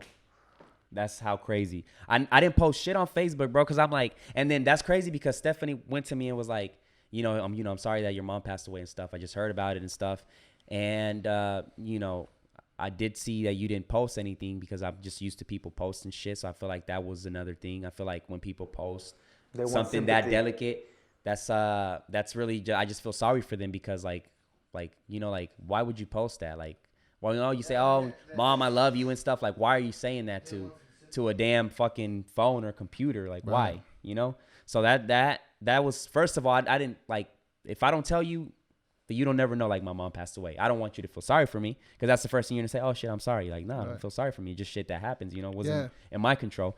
That's one. And when I'm having a shitty day, whether it's a relationship or somebody, I just don't tell you. You just won't know. Like, I'll leave that shit at the house or wherever, but you will never notice. Right. So it's like, I mean, as long as and that's okay because we live in a time where everybody feels like they have to blow their business out there. As long as the ones close to you, you're having those conversations with them, right? And you're getting it off your chest, and But I don't dwell about it that much too, Right. because that's another thing. Like, some people, when they are fucking mad or depressed or whatever, they keep feeding it, and like I'm like, I know this shit's gonna. It's going to go away. There's going to be better days, So yeah, you got to be a strong individual. you to find do a that. distraction. There's some people Exactly. who can't. Like, you have to be strong, and if you're not that way, that's okay too, because not everybody handles emotions and hard situations a lot different. Yeah. But as long as you're doing it in a productive way, like, I think it's like, I hate to say it, but there's some people who are just dramatic about situations and they post it on social media and they go do dramatic things. They go out to the club and That's get their drunk. life. And That's all that, their and it's like, persona, damn. basically. Like, Yeah. So like with that, like, I just don't. Yeah, you'll never see that from me. I don't show that shit. I don't believe in the beef through internet and all that bullshit. Yeah, it's just don't feed off of that shit. Got kind of quiet, huh? Talking about some serious shit right here. Yeah, I mean it's definitely serious, but you gotta be, because I had a family member, one of my cousins. He was addicted to crack and shit. He stopped it, thank God. But he was like, man, he looked at me. He was like, man, how the hell do you do to deal with life? Like, how do you do to deal with those complicated situations? And I'm like, I mean, I don't know. To be honest, I feel like, I don't know if I can tell you I'm gifted mentally. You know, I'm strong and shit, because like he saw the whole process of, you know, I didn't have the best childhood and shit. My mom would always be drunk and shit. She had a serious alcohol addiction, but on top of that, she died from cancer. So I saw that process of her being good to fucking being skinny, chemotherapy and shit. So you know, and then my brothers, you know, I had to be strong for them too. So it was some crazy shit, man. I don't know. Like, I'm just saying this shit right now, you know, so it's like fucking crazy that I'm opening to it. I normally just keep it to myself and shit, but I don't know where the hell it came from. Because one of the things is, like I always said, like I wanted to be an NBA player, and not having, my mom was always drunk, and not having my dad, he never was there in the picture. So like you need somebody to push you, you know? So like that definitely taught me how to be like. So what would be the thing that got you? You wanted to just be in a better position. I think that's what it was. What really kept me going is like, I want to be the difference maker of the family. Like I want to be that, like, damn, Darwin made it. Like he did it. You know, that way I can look at my little sister that she's 9 years old and be like, you know, set her up for the right, you know, for the right path. My little brothers, give them, you know, like I want to build a business where all of us are working together, you know, and then they'll be like, damn, Darwin made it. So that way, when I have my kids, I leave that to that generation, and then they can keep building it, leaving it. You know what I'm saying? So that's what, like, if I don't make it, then I want to make sure I make it. I give it to my kids. Like I set them up for them so Right. they can be in the right path so they can make it, And you know? It's crazy you say that, because I was having a conversation with one of my friends, and we were talking about like wealth, right? So in a lifetime, let's just say we live to where, like, let's just say 70, right? But you're an adult, let's just say from 20 years. So 20, 30, 40, 50, 60. Let's say you got a good 40, 50 years of money, of serious time to make money, right? Mm-hmm. To become a millionaire or even just super wealthy in that time, it's, you know, it's not guaranteed. It's rough. Right. So instead of just trying to set yourself up for wealth, it's generational. Like, you got to set yourself up to a good position, pass that on to your kid, let him go. And you know what? It might not be you or your son who has that financial But you setting them up for it. But then, you know, it gets there. And if my great-great-grandfather, you know, would have done that and passed it on, and instead of it being selfish, like all or nothing, if I don't get it, that's a wrap. Like that's back in the day, back in the older days with these richer families and things like that, that's how they did it. And nowadays people, they just want to get rich in their lifetime, and forget you can about do the rest. it. I mean, shit, you can do it, but I'm not talking just, you know, a milli or like a couple hundred racks. I'm talking about build big those time. stupid empires, like where there's like the prince and all, like they Some have dumb a whole shit. fucking. Right. Yeah, I feel like, and then like, once again, it's not like making it, like you have to maintain it. I think that's the harder part. Like once you make it, that's cool, but what are you gonna do to maintain it or take it Exactly. up, you know, a scale? I got a definite. Well, what's making it? Like, what's Right. So like, you know what I mean? yeah, I at think that that's point, in the eye yeah. of the beholder too. Like, I know people who they make fucking 40 grand a year and they made it. And bro. that's the interesting that's part. what I'm saying. What's the make? It's all about Everyone has their perspective. own make. Exactly. Yeah, exactly. It's just And what- and it's then not what what- and my definition of success might be different from your definition too. Exactly. Like maybe my thing is money, which in reality is not. But just to give you an example, maybe my thing is money, but maybe his thing is like making 50,000 a year and like just making sure, you know, he's happy with this job and like And the I family. see that every day, like in my job. You know what I'm saying? Being in managing my employees, like I'm no longer the salesman. So now I have 5 or 6 guys that I want motivated every day. Some are older than the others, some are younger, some value money, some do not care about money. But you have to understand what these people are valued. Like I have one guy, he don't care, bro, about making 80 grand a year, 60 grand a year. All he cares about is recognition. He wants that pat on the back. He wants to win awards and stuff. And there's nothing wrong with that, bro. I treat him just like the dude is motivated by money, but you just have to understand, like he said, what's making it, like what's success to you might not be success to you. Yeah. So that's one thing that you want to always understand too is. But I feel like, you know, to anybody that may be struggling with, you know, mental health or depression or whatever, I think you just got to find something that you're just targeting for. And like, if you know you're weak, then go find somebody that's like mentally strong that can. Because the only thing, the help only you through that shit, you know. 'Cause exactly. That's another thing, man. Not everybody's strong, you know. The best thing I told my cousin, I was like, man, I just feel like I'm just passionate about life, man. I'm passionate about just living it, man. You just get one shot, you know. Like I just want to be able to have a family and eventually just keep growing. Going back to Dame Dash, I talk about Dame Dash a lot, but he says a lot of good shit. He says that whenever bad shit happens in his life, the only thing he can do is make sure that he's enjoying his life at the time, because bad things are gonna happen. You know, people are gonna die. Yeah. Shit is gonna happen. So you have to just be in a position where you still love your life enough to. Exactly. You're gonna be sad, but at least you still love your life enough to. You gotta find the good in the dark at all times. Exactly. You just gotta learn how to overcome it and not dwell about it that much. Like, and I mean, like for me, like I never had direction in life until I had like my son. Like I was just winging it. My whole life I felt like I was just winging it. And then like when I had my son, that's when I realized like my goal is just to make sure no matter what, I put my son in a good position to be successful in whatever way he wants to. I don't know. It's crazy, man. Like back when I was hella young and you would say like, oh, my kids are the best thing that happened to me.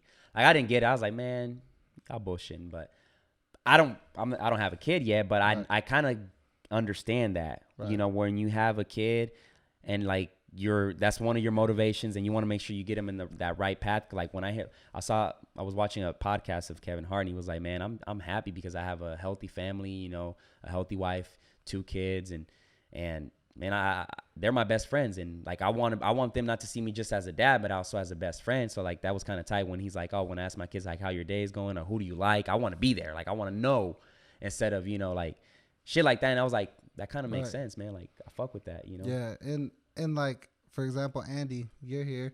When you had your son, do you feel like that kind of put things in perspective for you? Oh, definitely. Because man, I was working 2 jobs, still not making it. Like some of my mom, hoping she pays for everything. That way I can stack my bread. But things don't happen like that. My mom had a shitty job, so I had to help pay all the bills. And just keep in mind, I had a kid on the way. So it was definitely tough. So I had to just level up. To me, and I've figure it out. Yeah, I absorb like I watch and like pay attention to like there are certain situations where when people have kids, they're not in the best situation. Like there's a YouTuber and it's Casey Neistat. He was in New York when he had his first kid. He was just turning 18 and he was in a small ass apartment. You know, so he had to find a way to like, all right, I'm having this kid, you know, this is my son and shit. So I got to find a way to make sure I provide from him. I'm not in the best position, but I got to switch that shit up. Like I got to. That's why I respect the fuck out of my dad, because when he had me and my sister, he was in a. I mean, I look at it and I'm like, Dad, why the fuck were you having kids? Like. To be honest, he just had 2, bro. He just had 2. So like. Him and my mom lived in. He did a good job. Like this, I wasn't even born in a hospital. I was born in a house and shit. Like poverty, bro, and he made it fucking happen. I was like, damn. Shout out my pops, bro. We came here, 9 of us in a 1-bedroom apartment. So you got 9 brothers. So there was 9 including your my mom and dad. So how many brothers? 7 of us. There's 7 of us. 7, yeah. So we came here. We lived in Park Village apartments when we came from California on a 1-bedroom apartment. Now my dad owns 3 homes. You know, he's retired. He's chilling. You're never ready. He came here with nothing, they say like, oh, you got to make sure you're ready for the kid, but like for it to have a baby or whatever. Well, and I think me personally, like I took kind of a different approach. I knew I didn't want a kid. I knew I didn't want a kid. Like, so I fucking did everything I could to not have a kid, and that was always in the back of my head. Like, right. Yeah, me too. But I get scared sometimes. Like but I'm always like, fuck. Like things happen though. I'm a strong believer. I guess I was just disciplined and I kept my dick in my pants. Like, hey, that's always the way to do it. But I'm a strong believer in everything happens for a reason. So I feel like shit. When I had my kid, I didn't plan on it, and I wasn't probably doing everything I was supposed to do to not have my son. But when I had him, I'm just like right away, bro. They tell you this, bro. Like when you're having this kid, every older dude, every homeboy that has kids is gonna tell you, bro, man, when you have a son, bro, it's just different. And you get tired. Like through this 9 months, it's like, bro, I get it. Shut your ass up, bro. And then it's like in that moment, bro, it's like that moment when you just, you're there, you cut the umbilical cord and you're in that moment, it's like something just feeling, bro. And it's like that shit crazy, bro. Cause like I feel what they were saying. I don't know if I'm ready for it. Now I'm telling all the little homies. I've been thinking about it, bro. Like I get it. I have a dog.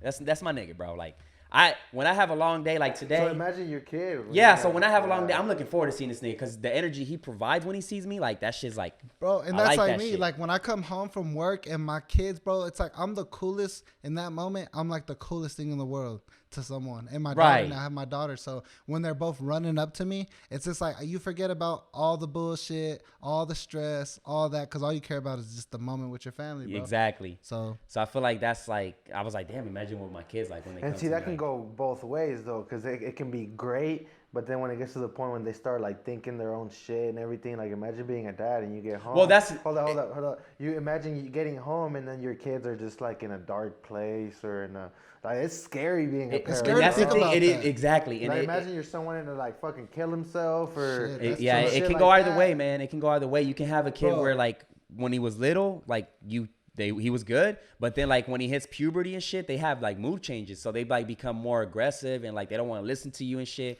It's up to you as a parent to make Bro, sure it they. is up to you as a parent, because I'll say this, and I could be wrong, and I'm not a mental health expert or anything. I'll say this: I got homies growing up that have been in dark places. I know people who've killed themselves and done the whole thing.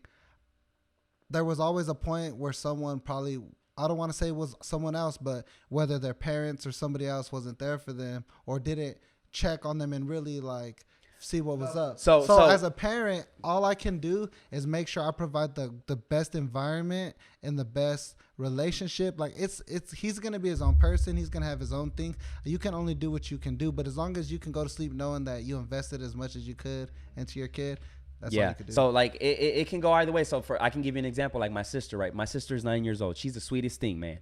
Right now she's in that age, but when she starts growing up and start thinking like, why didn't I have like this, or why didn't my mom wasn't here, or my dad, like that might cause her to be more like in like a more aggressive stage. And it's happened. Like you get to that stage where they don't want to listen. They're just in their room listening to, music all day, not doing shit. It might happen.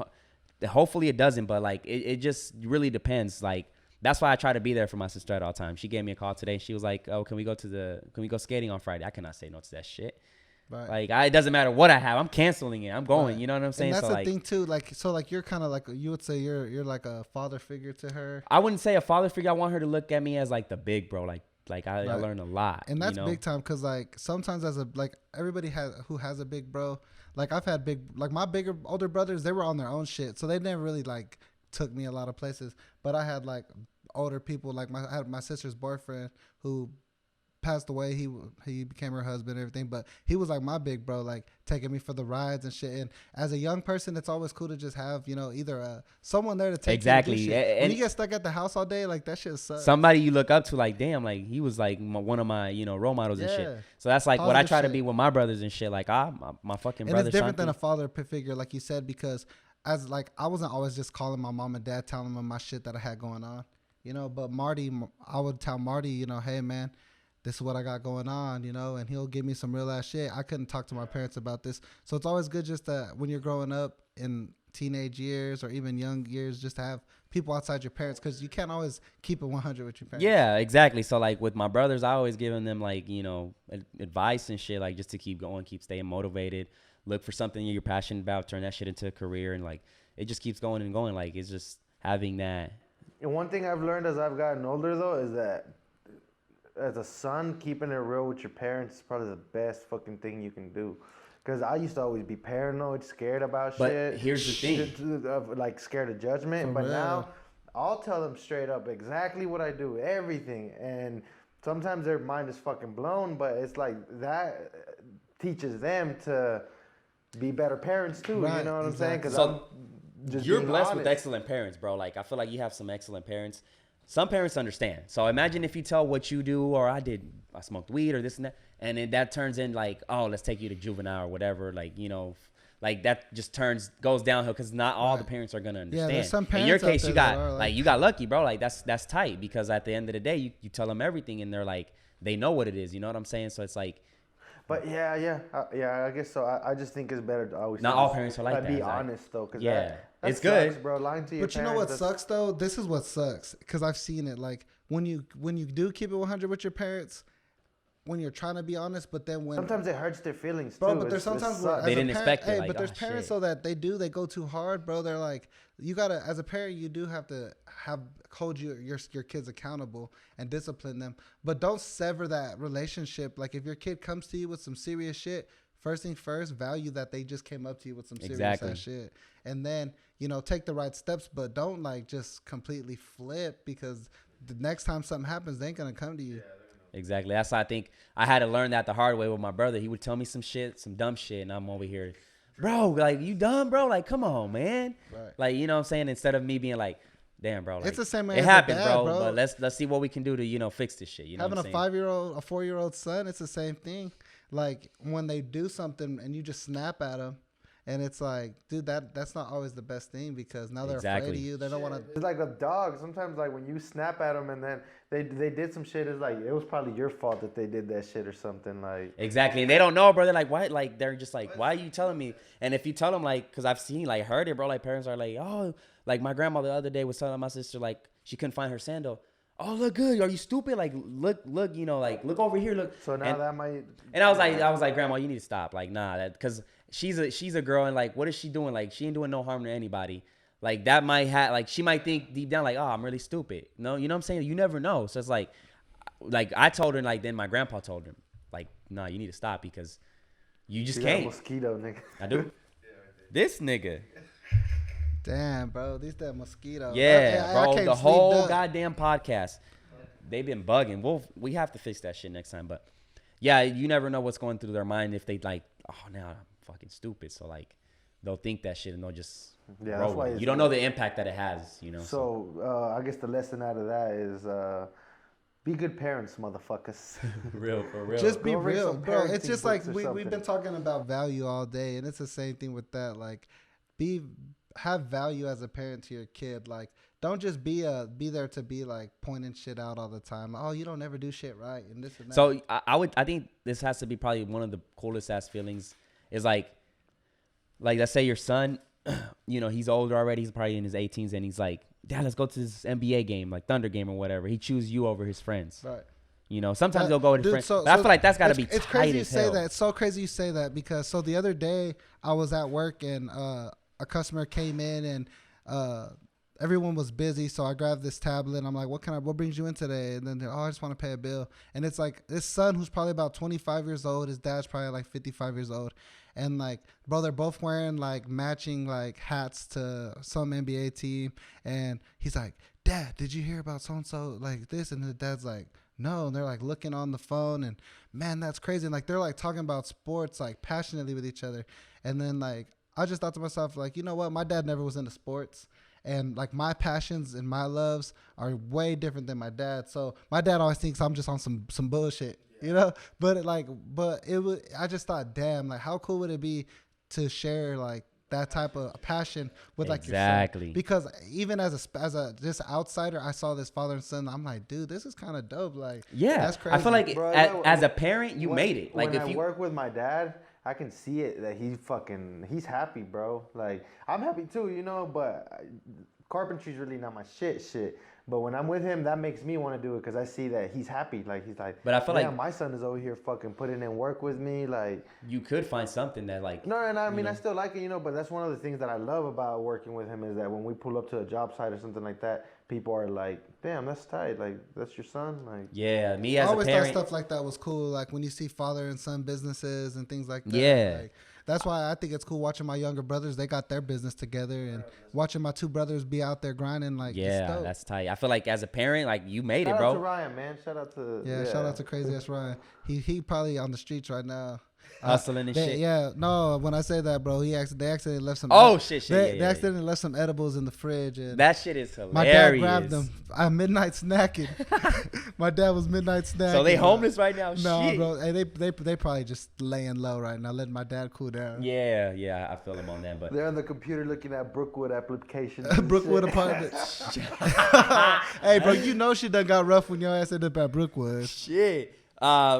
But yeah, like I said, I feel like it's the ultimate goal, man. Once you are, your son or daughter is older and they're inviting you to a game or whatever, and it's something you both like the Kobe and Gigi situation, like that was tight, man. I feel like that was like Right. she was into the games, and Right. like that's one of the reasons Kobe wanted to retire. Like, okay, I'll go to the games with you. And you like, bringing that up just goes back to what AV said. Like, enjoy your life. Enjoy it. It don't matter if you got money or don't have money, because shit can be gone in an instant. So as long as you're putting your time and effort into what you love and do, Kobe died doing what he loved doing with the people he loved. So, I mean, at least, you know, if I was to die, I'd be content knowing that.